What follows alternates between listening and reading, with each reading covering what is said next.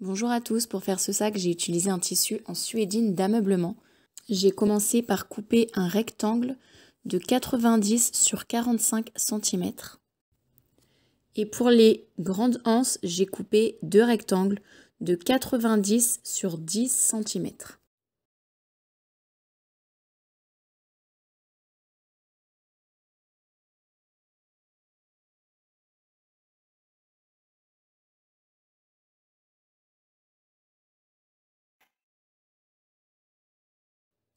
Je commence par prendre mon grand rectangle et je vais le plier en deux, donc endroit contre endroit.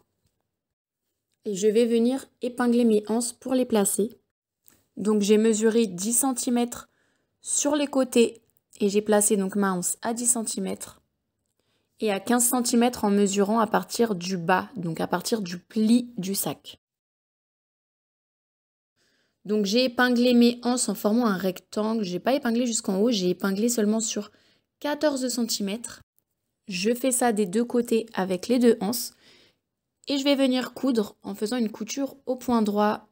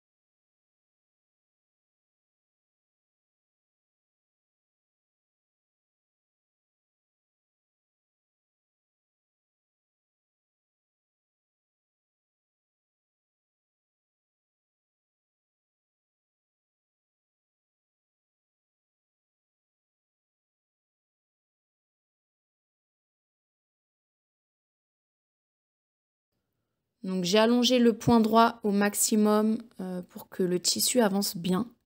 Une fois que c'est fait, je viens replier mon grand rectangle en deux, toujours endroit contre endroit. J'épingle sur les deux grands côtés et je viens coudre au point droit, à 1 cm du bord.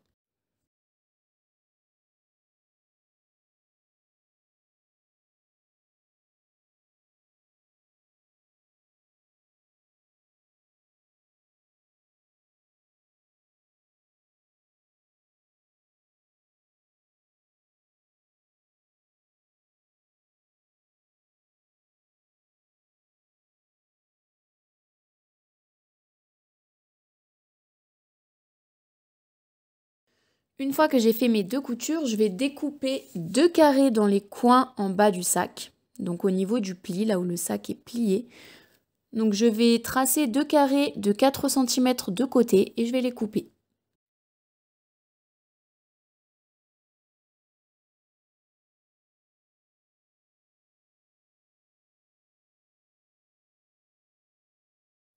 Une fois que mes carrés sont coupés, je viens prendre les angles au niveau de là où j'ai coupé et je viens aplatir l'angle. Donc pour que le haut et le bas du tissu se rejoignent endroit contre endroit, je viens épingler tout le long et je fais une couture à 1 cm du bord. Donc je fais ça pour les deux angles.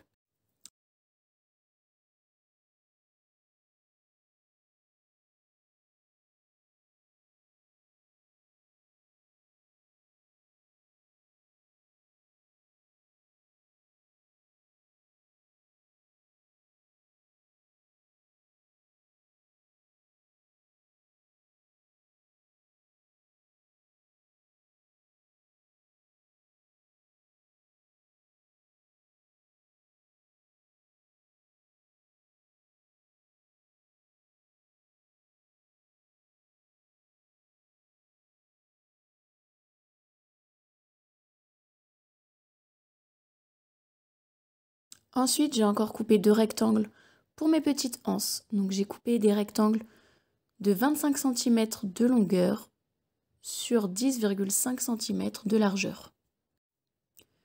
Donc je prends mes 2 rectangles, je viens plier chaque grand côté pour les faire se rejoindre au milieu, pour que les 2 grands côtés se rejoignent au milieu. Et je plie en 2. J'épingle tout le long et je vais faire une couture tout le long. Donc je fais ça pour mes 2 rectangles.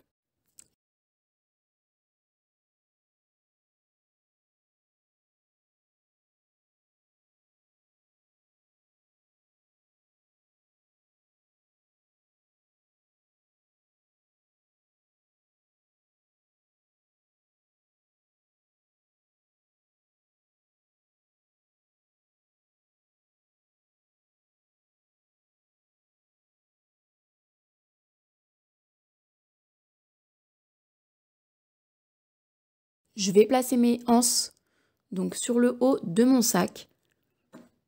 Donc je fais en sorte d'aligner le côté de la petite anse avec le côté des longues anses. Et je vais venir juste rapprocher de quelques millimètres de chaque côté, les côtés de la petite anse pour qu'elle forme une forme d'arc. Et j'épingle pour maintenir en place. Je vais faire une petite couture sur chaque petit côté de la anse.